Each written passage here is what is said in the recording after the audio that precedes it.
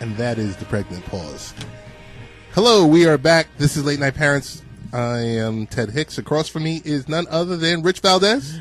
I am Rich Valdez. Richie V. What's going on, Teddy Ted? What's going on, man? What's good? We're doing this with Brian Graves, who's the engineer for the hour. Of every hour. Of every hour? Well, I mean, not when we do the podcast. He's not the engineer. No, that's true. You know, but when you're in the studio, he's the engineer. We got him. But I got to let you know, we started the show late. Guess why? Why?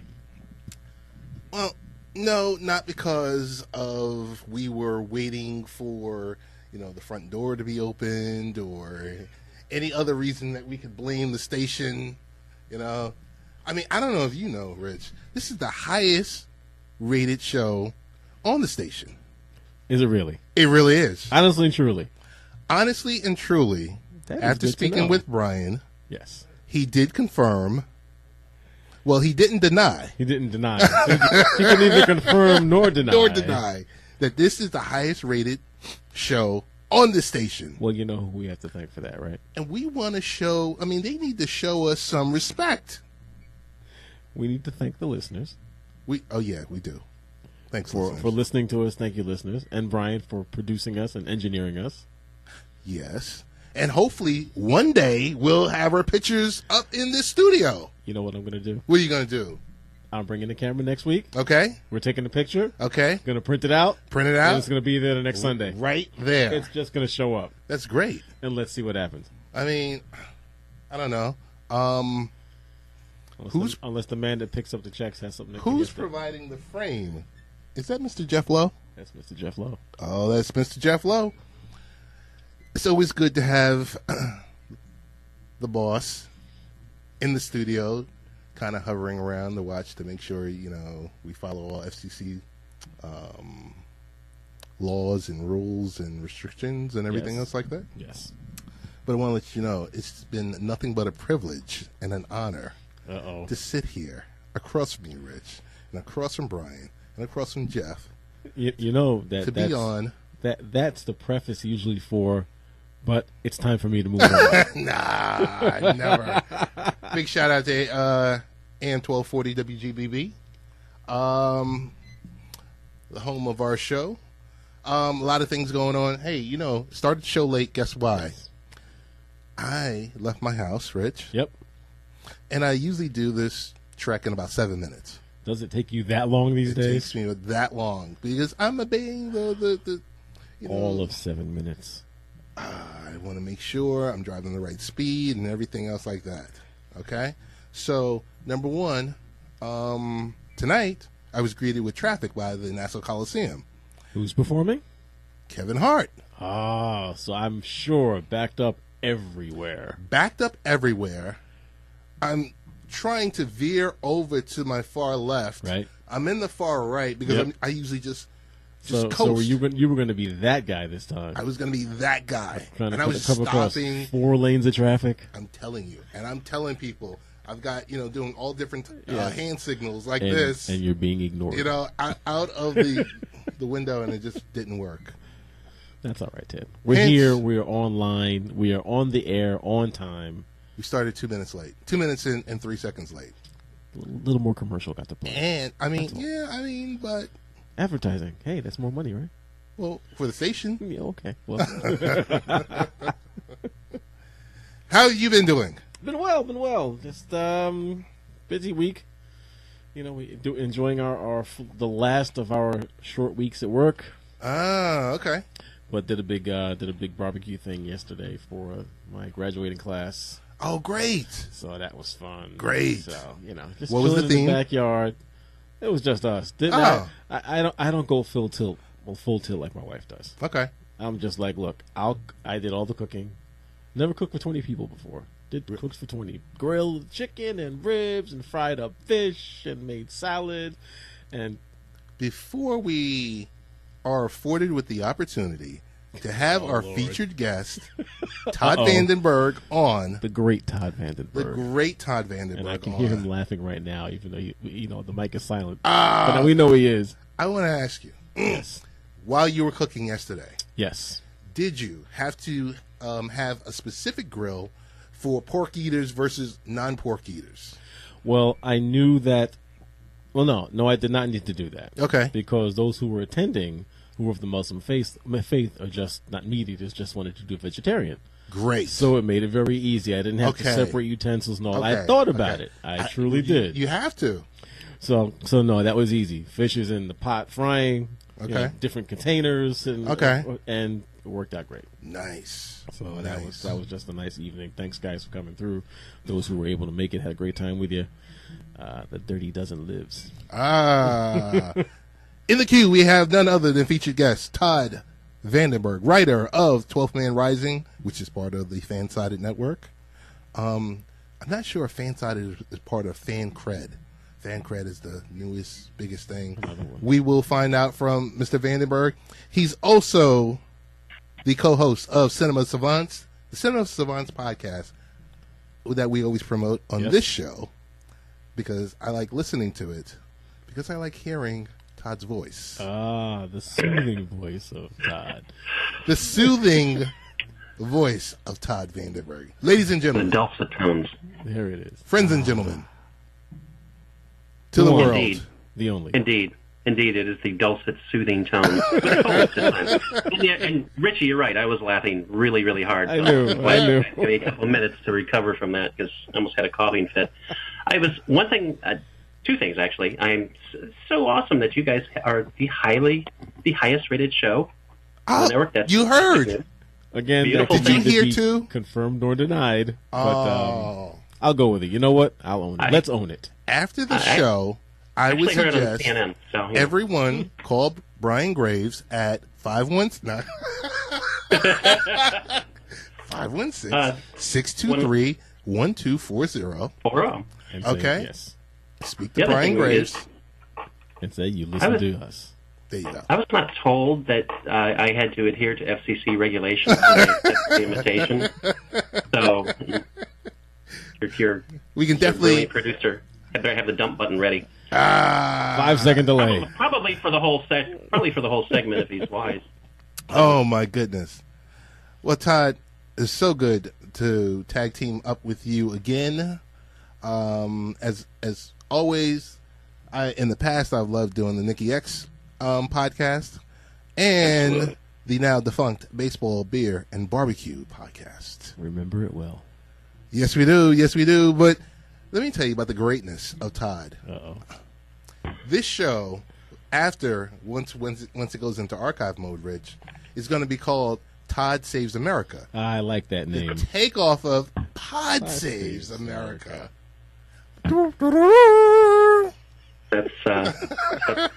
That's lovely.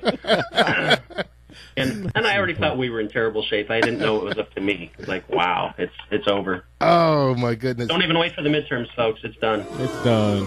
Oh. So before we get started again, we want to let you know this is Late Night Parents. Best ways to follow the show: latenightparents.com, where you can find the latest podcasts, blogs, and if you want to follow the Twitter and Facebook feed, go to latenightparents.com or lnp.tv. Okay, Todd, let's get into it. Let's get into it. And by the way, FanSided is affiliated with Sports Illustrated, and it's a fabulous network of over 300 sites. And seriously, some great writing on FanSided. Very, very, very little of it mine. But awesome sites for all kinds of things, not just sports, but all kinds of shows, movies, all kinds of great stuff. So seriously, FanSided has some excellent writing on it. Sounds good. So not affiliated at all with FanCred, because I've been hearing a lot of noise about FanCred. Not to my knowledge, unless I could be totally wrong, which would not be the first time. It certainly won't be the last, not even in this segment. Okay. Well, I think the first thing I wanted to ask Todd, Rich, if I could just jump in here. Please do. An NFL glossary clarification, because we have a lot of people on Twitter that want to be prognosticators. Mm-hmm. They want to spew venom. Mm-hmm. They want to talk about the NFL.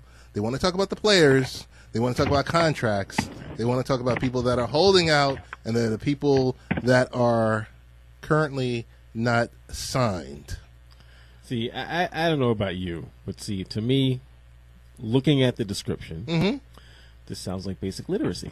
It does. It does. I'm sure Todd will enlighten me as to why it may not be so simple, or it is that simple, and we just need to educate folks. But so, Todd, what is that difference there? The holdout versus someone that's unsigned. What's the deal? Yeah, if you've not signed a contract, you can't hold out because there's nothing to hold out from. Right. Thank you. I mean, it's pretty simple, right? Yes. We're going to talk about a certain player, but there's a gentleman for the Seahawks who's holding out. He is signed. He is under contract for the rest of this season. Okay. He is holding out. Le'Veon Bell, he ain't got no contract. They've offered him a lot of money. That's not what he wants, so he's not really holding out. He's just sitting because he hasn't signed it. Right. And in the grand scheme of things, does it make any difference? What matters is they're not reporting to camp. So in a way, yeah, it doesn't matter. The big difference is if you've signed a contract, the team's going to fine you for not living up to the contract, or they can. And if you haven't signed a contract, can't fine you. Of course, they're not going to pay you either because they haven't signed a contract. Right. So either way, you're not getting paid if you don't show up, and that's the leverage that the players have is try to replace me if you can, and I'll do without the paycheck until we figure something out. So. But yeah, that's pretty basic. I mean, if you're holding out, it's because you had a contract. You decided not to honor it because you want something other than what the team is offering you. So, gotcha. All right, that sounds clear enough to me. So, question: since you cover 12th Man Rising, who's right or wrong in this whole Earl Thomas holdout? I mean, if you could just take us from an ownership standpoint. You're not going to like this answer. Both and neither. I totally get it from the team standpoint because in 2015, Cam Chancellor, they held out, and he sat out the first 2 games of the regular season, and finally they gave him his extension. And some of your listeners may not know because, of course, this is not a Seattle-centric show, but he is gone most likely for his career because of a neck injury. And the Seahawks owe him, gosh, off the top of my head, and if I'd been smart, I would have prepared for this, in the realm of $8 to $12 million over the next 2 years because it was guaranteed. And he's done. So, and he's quite likely done. Wow. And hopefully he doesn't try to come back unless he absolutely gets a clean bill of health, but he's done for this season almost certainly for sure, which sucks, but in the grand scheme of things, sorry about that. Should have had the dump button ready, which sucks. But in the grand scheme of things, he's healthy for regular life. He's just not healthy for the NFL. Right. Okay. That's a much better outcome than what could happen if he takes another hit. Right. So all of the best luck to him, obviously, as everything goes on with his life, because his life can go on perfectly well at this point. But from the Seahawks standpoint, they just dumped a lot of money on a guy who's not going to be playing. Gotcha. And here they have another safety who delivers a lot of hard hits, not like Cam, because I don't think anyone's delivered hits like Cam Chancellor since Ronnie Lott, but he delivers some pretty hard hits. And, I mean, if you're a free safety in the NFL, you're going to smoke people and they're going to smoke you, and that's the nature of the position. And he's wanting similar money, and they're looking at it and like, where have I seen this before? Is this a good move, or is this... And he's under contract already for the season. He's getting $10 million. So that's, it's like, really, dude? It's like, why don't you just show up and play? Right. On the other hand, I can totally see it from his standpoint because one of his friends just lost his career, and he was lucky and or wise enough to have held out to get a good contract, so he had some money coming to him in the future if he did get hurt. And this is what Earl Thomas wants. He wants that same safety, which, no pun intended, which makes perfect sense because, and I've written, Lee is the other co-expert on 12th Man Rising, and a much better one, and we've both written, honestly, probably 10 articles about this situation, just this contract issue.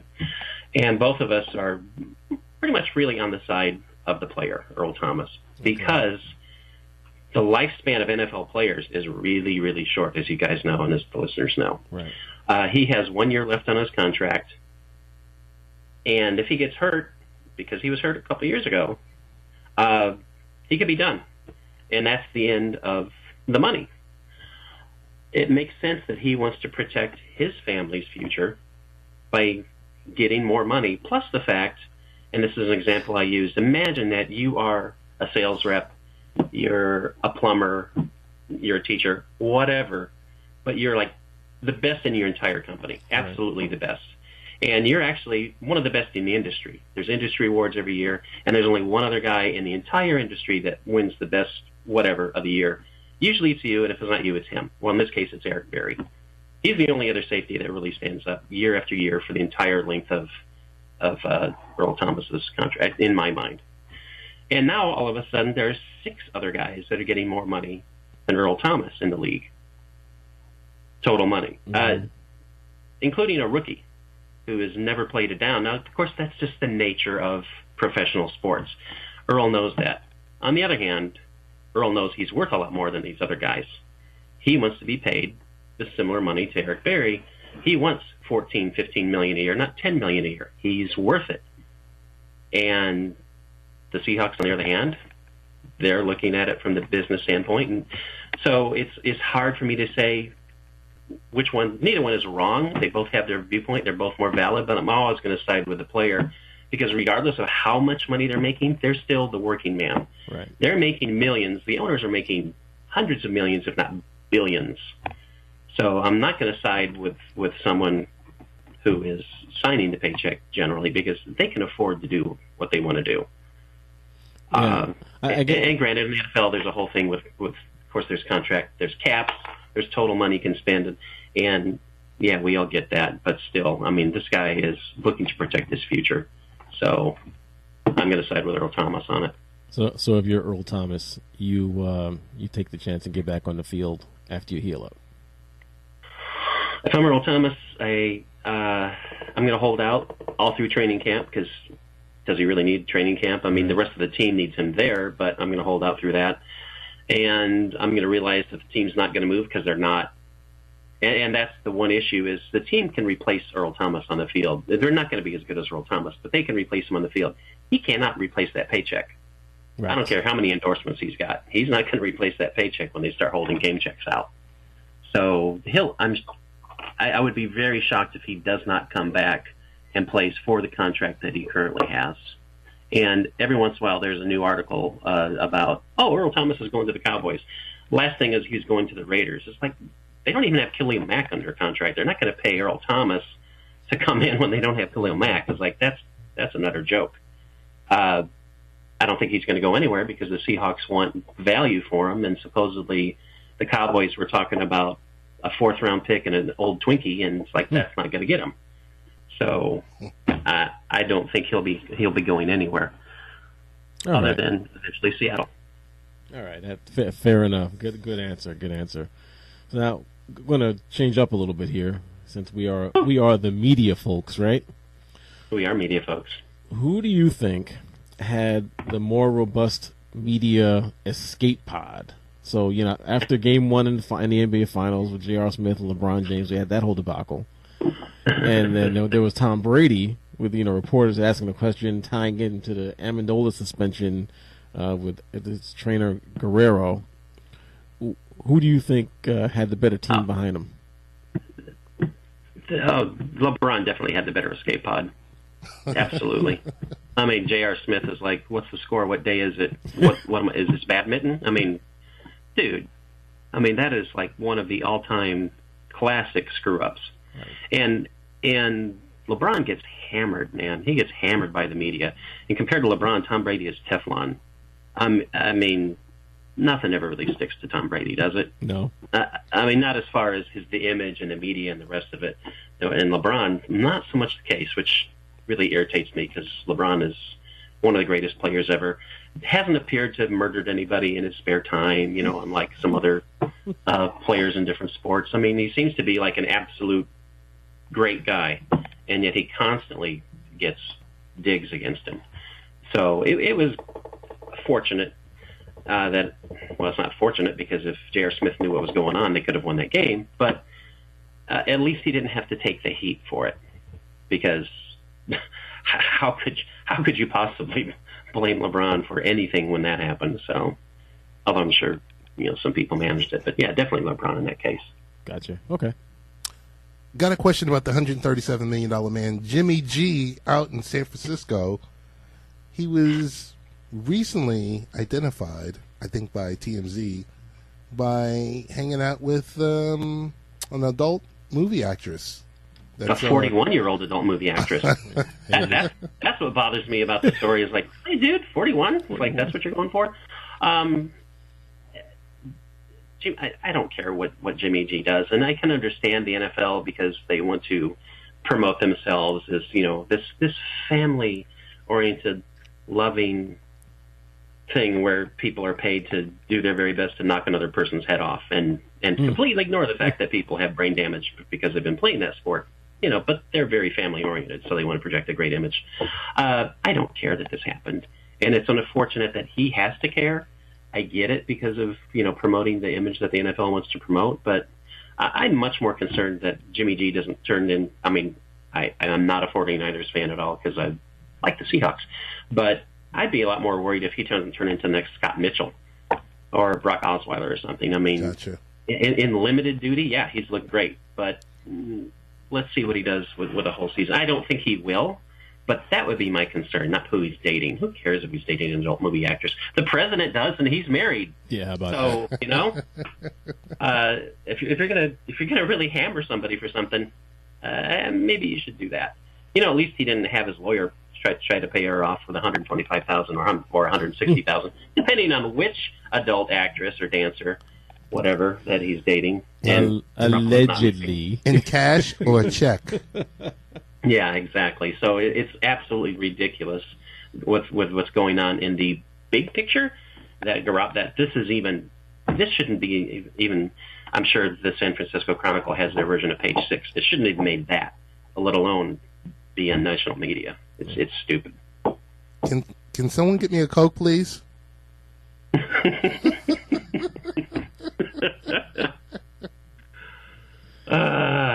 My goodness. Year over year, right? NFL seems to be losing a little popularity, either because of issues. We got Take a Knee. We have all the political standoff there. And the NBA does seem to be picking up more and more traction across the country. How long do you think it'll be until the NBA actually overtakes the NFL in popularity? Or do you think it will at all? Right. There's the other half of the question. Never. For a couple well, for one thing, the numbers, yeah. NBA is definitely up. TNT, their ratings are up to like through the roof. 2 million viewers, right. Which is great. Until you look at the NFL ratings, which they've dropped, and they're all the way down to 14.9 million viewers. That's average. Right. So they have 7 times as many viewers on average. It makes sense when you realize, of course, that the NFL is still an event. It's still, for your team, the team that you follow, it's still once a week. As opposed to the NBA, you only have to dedicate yourself to 16 games in the regular season. And if you're a Browns fan, you'd never have to worry about the playoffs. So, 16 seasons, you're done. That's all you got to worry about. NBA, this is a commitment. This is 82 games. It's true. You're never going to see the ratings change, or you see them change, but they're never going to surpass the NFL. Not like in my lifetime. Of course, I'm older than you guys, so maybe in your lifetime it will. But, there's just a huge difference between the ratings. And I just don't see that it's ever going to take over the NFL. It's a gigantic gap. Yeah. It's not like baseball in the NBA, which the NBA has passed baseball. And for part of the same reason, it's like baseball has twice as many games as the NBA. So right. I won't watch tonight. I can always catch it tomorrow because there'll be a game tomorrow. Right. Or, the next day. So NFL is like you got to catch it. Otherwise, it's 1/16 of the season. If you miss a game, it's like you miss a lot in the NFL. So it's kind of built in for one way that it's more of an event. Guys, I got to tell you, I love sports, but the number one sport for me is the MLB. And last Wednesday, I was waiting at home for my refrigerator to get serviced. And guess what? That's right. MLB had games on starting at 12 o'clock all throughout the day with the MLB package. And just the pure enjoyment of having MLB on there. But I wanted to tell you, I mean, yes, I'm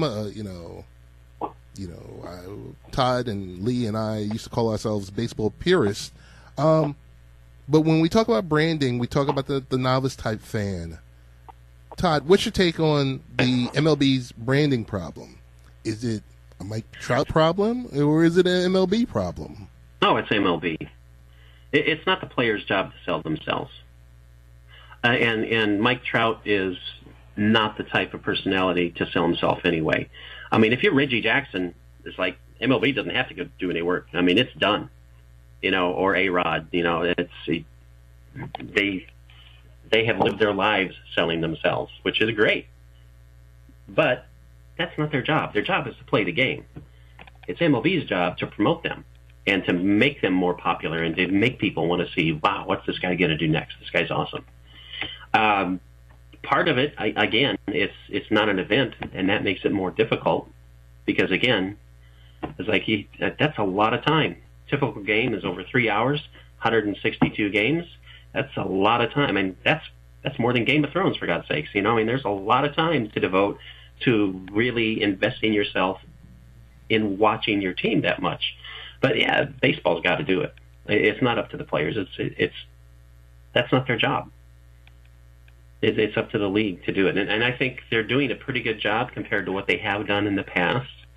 But it's just difficult because it is a slow-paced game. It's absolutely my favorite sport by far, and a lot of people, they don't like that slow pace.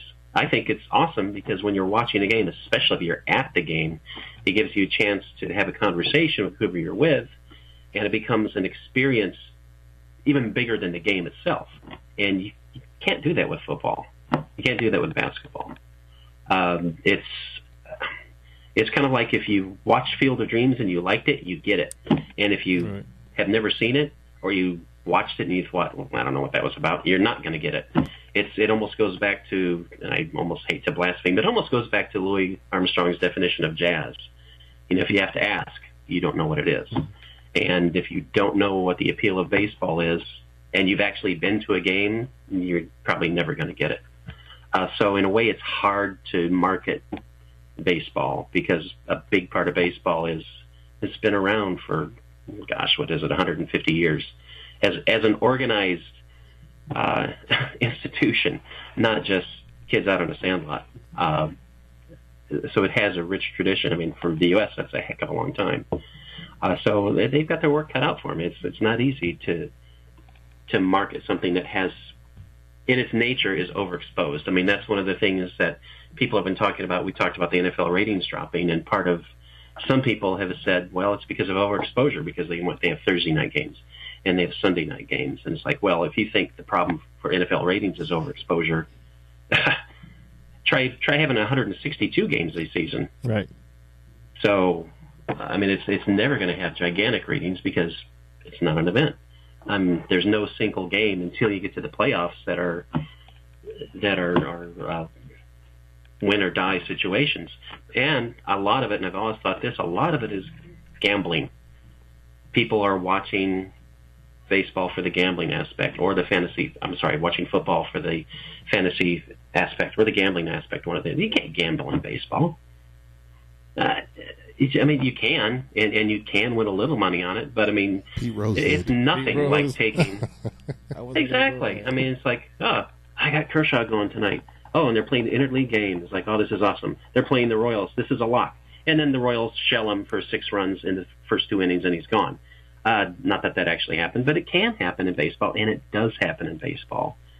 So that affects it too.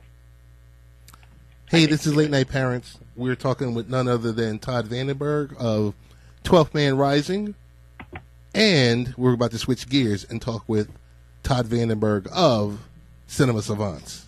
Put on the other hat. All right. It's on. Oh, God, it's tight. Okay, that's good. So the opening question, and this one I found kind of interesting. I found a lot of things interesting, but when this story broke, this was one of those times where I was like, no, not Chris Hardwick. Yeah.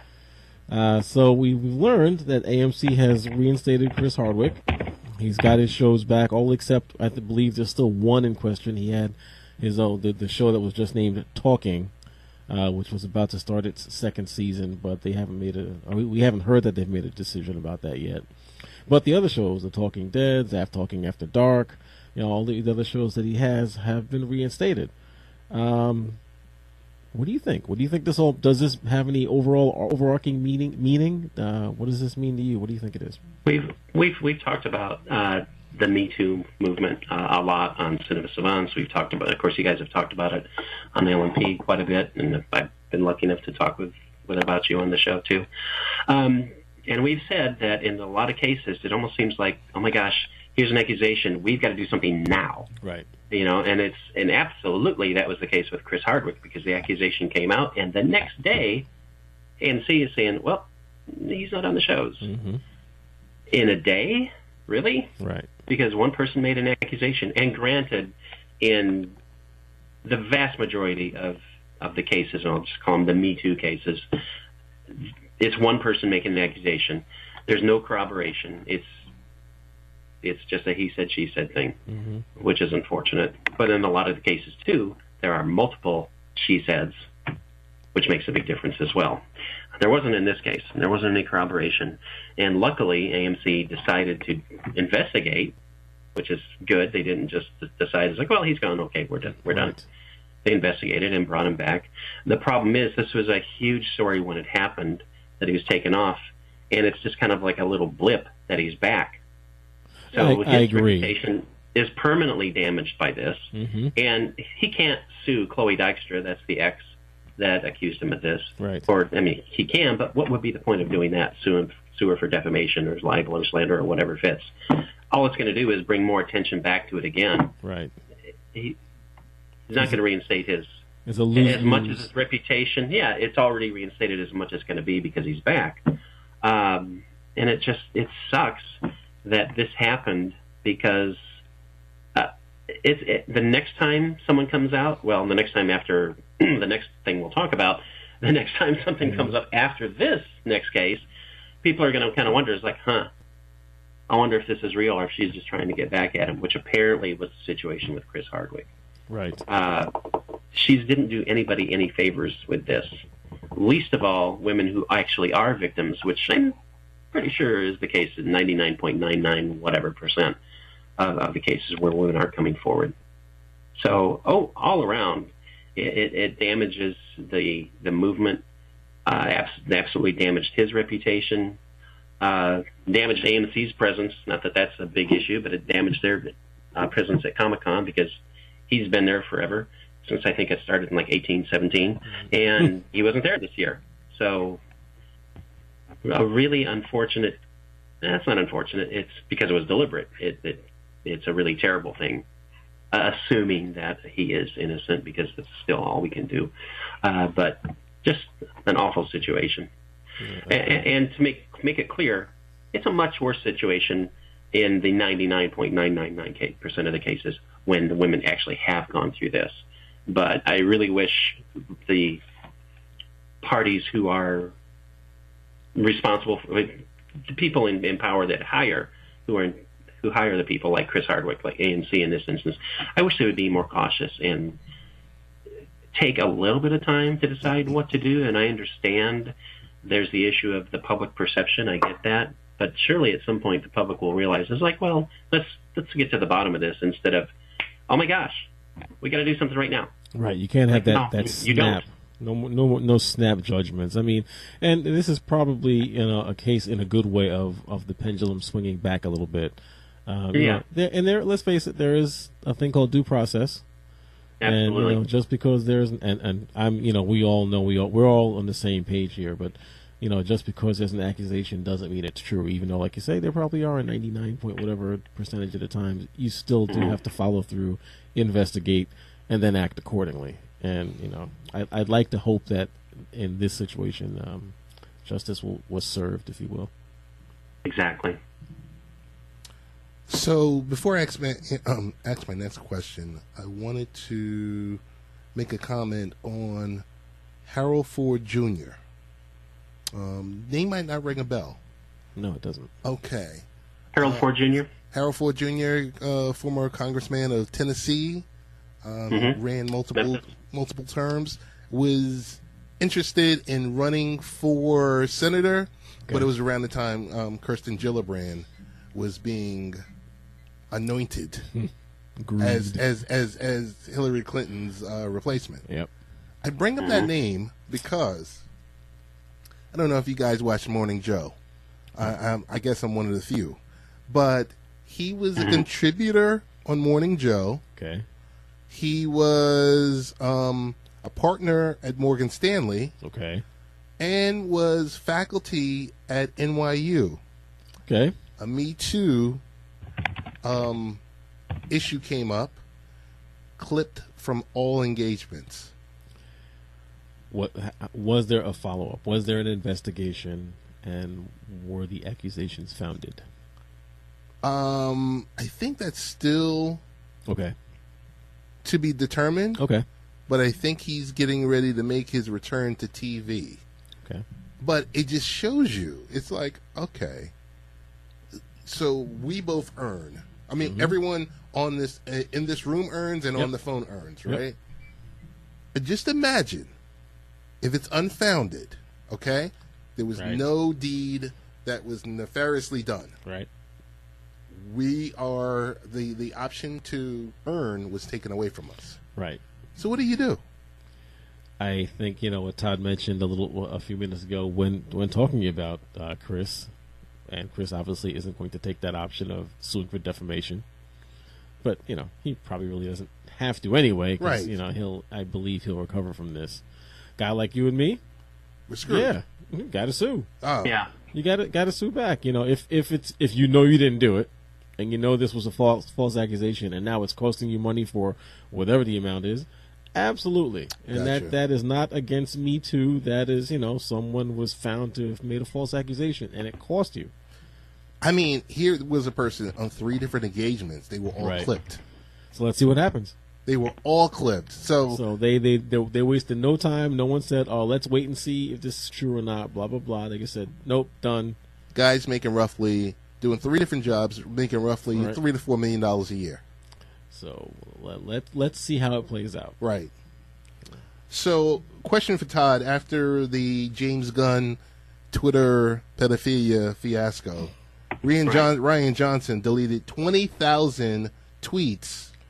What about Twitter's tape backup? I mean, can't we just run it back like 3 days before he deleted all the messages and say, "Yeah, and people are deleting their accounts and stuff like that, and it's like, once it's on the internet, it's out there, dude. Yep. I mean, there's no point in trying to do this. You're just making it harder, and you're just making people think, oh, there's something there. I think that's a really bad move to do that. As far as James Gunn, it's because we, of course, talked about this on Cinema Savants last week when Lee was on, too. And both Rob and Lee thought that Disney overreacted. And this was just before something that was said 10 years ago. That was a joke. And my take on it still, I think Disney had to. In a way, I do think they overreacted, but it's Disney. It's one thing. It's not Universal. It's not Sony. It's not Fox. It's Disney. It's Mickey Mouse. And he made jokes about pedophilia. It's and not literally just Mickey one Mouse. joke. Right. A Mickey Mouse organization. Oh. Yeah, you can't. It was the worst possible subject matter and the worst possible company. Right. Like I said, if it had been Universal, I think they would have said, "Wow, you're a bad boy. You shouldn't have done that." Or even if it had just, and this sounds terrible, but even if it had just been the rape joke, and there were rape jokes too, which is, dude. But again, this is 10 years ago, and he's saying things for effect. Once again, as Rob, because we talked about this earlier today, as Rob pointed out, we have someone in office, a fairly important office in this country, who has said much worse things, and nothing happens. It's Teflon. And here you have people making jokes. Yeah, they're in bad taste, but I have certainly made many jokes in bad taste. And luckily, I still have my job. Luckily, I still got invited tonight. And here's a guy who...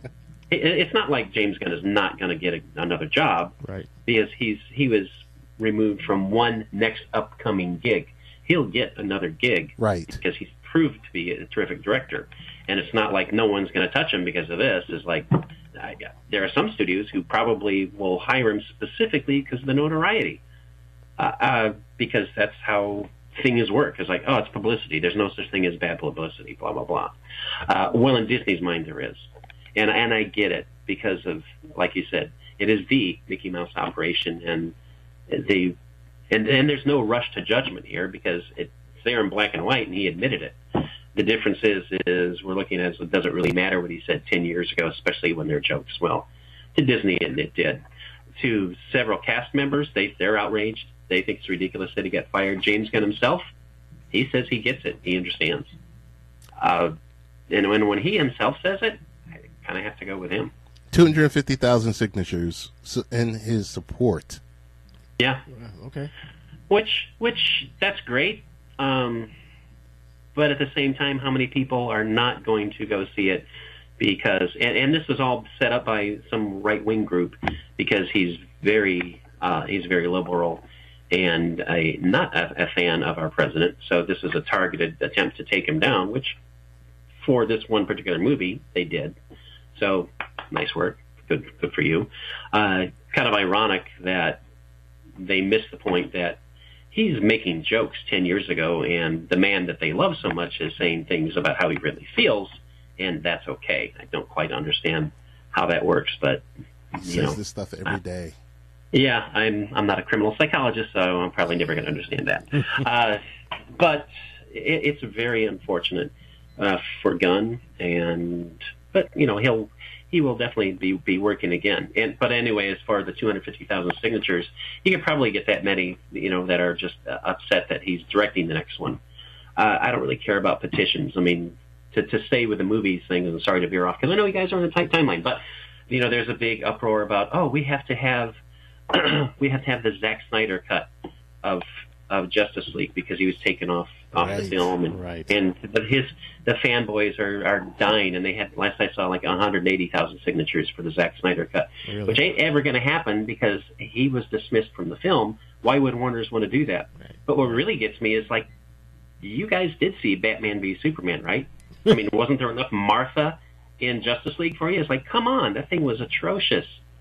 Meaning Batman v Superman. Yes. Justice League was okay, and I think the only reason it was okay is because they pulled Zack Snyder. So, fine, sign your petitions, but it's not going to happen. Justice League had tens of millions of people who liked that version as opposed to the 180,000. And who knows if those are actual legitimate signatures anyway. So it's fine to be upset and be in an uproar, and the circumstance with Gunn is really unfortunate. And yes, he had done some terrific movies. They're super fun. But there are other directors out there who can deliver a lovely version for certain. Like Taika Waititi, the director of Thor Ragnarok. He's a fan favorite to take over, which would be awesome. Yeah, he did a great job with that movie for sure. CBS. Let's talk CBS real quick. We're getting some time here. And let's talk CEO Les Moonves. All right, so if he's asked to step down, very nicely, very politely, would you please step down, sir? What about his wife? What about Julie Chen? She's host of Big Brother, host of The Talk. Do you think that she'll get caught up in the mix, caught up in the shots fired, or do her shows get to stay on untouched, or does she get to go on untouched? I think it's all just going to be the ratings. I don't think it's going to make any impact for the network. Whether she stays or goes, I think it'll be interesting if she stays. If her husband is dismissed by the network and she decides, I need the gig, and she stays, that would be kind of weird. And it's not like they're going to need the money because I'm pretty sure Les Moonves has some money, and I'm sure he'll get a gigantic golden parachute if he is asked to leave, and I can't imagine he won't be. Politely. Very politely. It's like, sir, please, we understand that you really didn't mean to harass those 6 women, that you've admitted to making mistakes, although you haven't admitted to ruining careers. So it's like he's admitted to it. Like, dude, you're gone, okay? Again, world's different from Chris Hardwick. Yes, world's yes, different. Very true.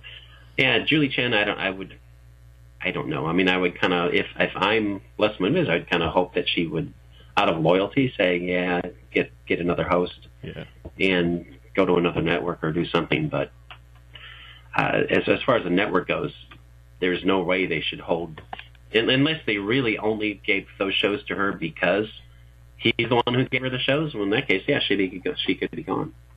But not caught up in any since guilt. I don't watch either one of them, I don't care. Not caught up in any guilt by association or anything like that. So no, unless she's actually involved, which would be horrifying. Right. Oh, well. Yeah, I mean, she shouldn't be caught up in it at all. She didn't. Hopefully, would have nothing to do with it. This is Late Night Parents. We're talking with Todd Vandenberg. Rich, I wanted to ask you a question. Yes. What was the real reason we invited Todd? Give me a I C. have no idea. C. Give me an O. Or just give me another C. We'll do abbreviations. Comic-Con. Comic-Con. What's your hot take, Todd? Well, Chris Hardwick wasn't there, so it was a disaster. My hot take on Comic-Con is there's a lot of great trailers that came out. Yep. It was kind of odd that... it wasn't odd. DC had a big showing, and they should, because they got some big movies coming out, Aquaman, and they need to relaunch their brand because people are kind of concerned that they don't really know how to make comic book movies. They don't? Because, I'm sorry.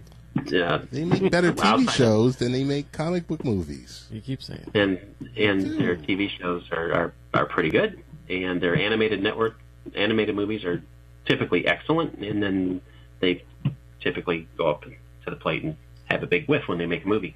Other than when they've had Patty Jenkins in charge, the director of Wonder Woman, and why she is not running the entire DC movie universe is beyond me. You know, it does seem like when you look at the media around Comic-Con and what's going on for DC, it does seem like they are trying to really push it to be the Wonder Woman Aquaman show right about now, which makes sense because those. Absolutely. And Flash is there too, right? And he's viable and does have the huge television following and a good show. But that's where it seems like they've realized that, this is where we got to put our money, and this is where we can only hope to find some more media success. Next movies notwithstanding, whoever ends up directing what, if they can just get one director for the entire film that they like it, that's fine. So yeah, that's what it seems like from the outside in. But what about Marvel? I mean, where was Marvel in any? They really weren't there. Did they? But did Marvel have to be there? No. I mean, Marvel's making them bucks. Yes. That's the difference. Marvel doesn't have to spend money to go to Comic-Con, and they don't have to draw in their fans by creating something. They're there, and they're already doing it. They've got. They've made a few movies that have made a couple dollars. Tons of money. Billions. So that's why Marvel didn't. Their next big thing is not coming up until next year when Captain Marvel comes out. Right. So they didn't really have to worry about it. Worldwide, Avengers Infinity War, $2 billion. Black Panther, $1.3 billion. Yeah. Holy crap. Thor? A Disney property. Yes. Incredibles 2. They didn't have to show up. Think about it. Thor made almost $1 billion. Yeah. These are unheard of numbers. Yes. I didn't know $2 billion. And Black Panther, of course, and we've talked about Black Panther before, but I mean, Black Panther. A February release. Yes. Make $1.3 billion. Yes. Unheard of. They didn't have to be at Comic-Con. I mean, they're on everyone's mind anyway, and that's the whole point of Comic-Con. One thing, the biggest news that came out is that was kind of a buzz going around Comic-Con is actually happened afterwards, and now it appears that the merger, that Disney will be able to buy Fox. Yes. Because the stockholders for both companies approved the sale. So Disney's going to have to sell off Fox Sports because they already own ESPN, so they can't own both, and that's fine. I'm sure they'll find a buyer. There's a lot of different packages they'll have to divest themselves of, but they don't care because they just wanted the Fox movie studio. Now they're going to have the Alien franchise. They're going to have Avatar. In addition to all the Marvel characters that they couldn't do before. So, Oh my God, we may get a good X-Men movie finally. And they may actually make a Fantastic Four movie for the first time ever that isn't just terrible. That last one was bad. Only hope. That last one was Whew. Oh my gosh, yeah, it is very sad. It wasn't even an hour and a half. Yeah, that at least was great. That, to me, that's by far the biggest news from kind of related to Comic-Con is that sale, because that's huge. Yeah. Absolutely huge. And man, talk about dominating the box office. That's going to be crazy. It's like, oh, what's Disney doing? I don't know. They got all the Marvel stuff. They got all the Star Wars stuff. They got Avatar. They got Aliens. It's like, yeah, what don't they have? It's nuts. I know we're getting ready to wrap this up. I just want to say to both of you gentlemen, I saw Mission Impossible. And? Wow. And? Yeah. Wow.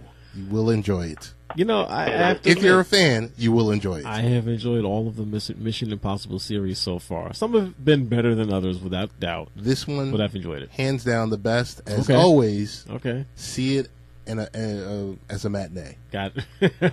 See it as a matinee because it's going to cost you $60 for can't go wrong. The popcorn, the nachos. Yes. The Slurpees, the soda, the gallon of soda, the candy corn, all that stuff. So glad you mentioned it. I did want to throw. Yeah, Lee had texted me a little while ago and said it was fabulous too. So maybe you guys went together. And I did, if you've got time, a couple minutes about MoviePass. Go ahead. Yes, please do. Yeah, that is something to talk about. I've always trumpeted MoviePass because I think it's an awesome service and everything else, and it seems like almost every other day there'd be some negative story about MoviePass. Blah blah blah blah blah blah blah blah. It's like, yeah, okay, I don't really care about how the stock is doing. I just want to go see the movies, and it lets me do that. Right. In the past couple of weeks, they have added peak pricing. Yes. Which is a problem. Is that like surge pricing? Either basically, yeah, exactly. For certain films at certain times in certain theaters, there may be a surcharge, and it's either $3.51, which is like, why did you do that, or $4.01. Instead of going with $3.99, it's like, oh, let's reinvent the wheel because it's not that bad. At least it's not $4. No, we're actually going to go a penny over to really rub it in your face. I don't know why they did that, but they did. So for certain films, it's $4.01 extra or $3.51 extra, and it's like, typically it's the big hits the first weekend. Okay, I get that. Of course, the problem is if you want to see movies when they first come out, now MoviePass, instead of being this awesome bargain, it's $9.95 a month and you can see 30 movies a month, and that's fantastic. Now, all of a sudden, if you see nothing but the movies when they first come out and you see a dozen movies, or let's say you do 10 movies, now it's $40 extra because you're hitting that peak pricing thing, plus the original 10. Now it's $50 to see those 10 movies. It's still cheap. It's still $5 a movie. That's great. But it's $50 overall. It used to be $10. It's not exactly saving you as much, not saving you nearly as much money as it used to. Now, all of a sudden, AMC, they have their competing plan. Of course, it's only good at AMC theaters, but it's $20 a month. It's 3 movies a week. It includes IMAX. It includes 3D. Right. That's a big, big difference. Now, all of a sudden, that looks more attractive. 2 big problems that just happened this weekend with MoviePass. Mm-hmm. Today, in my area, because I'm down in Miami for the weekend, I checked 2 local theaters. Every single film had peak pricing. Every single film. What I'm talking about 3 Perfect Strangers, a small cult film which has been out for 5 weeks, which has made $5 million in 5 weeks.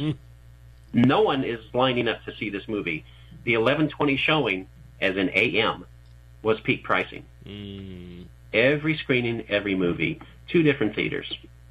So there was a problem there because all of us, basically, you're changing the terms of the contract. Right. The other problem, and much, much worse, and this is why when we talked about on our show earlier today, I was originally going to say that, MoviePass will be gone by Christmas. They could be gone by Labor Day. Right, out of money. Because they were out of money and no one could see any movies last Thursday because they literally ran out of money.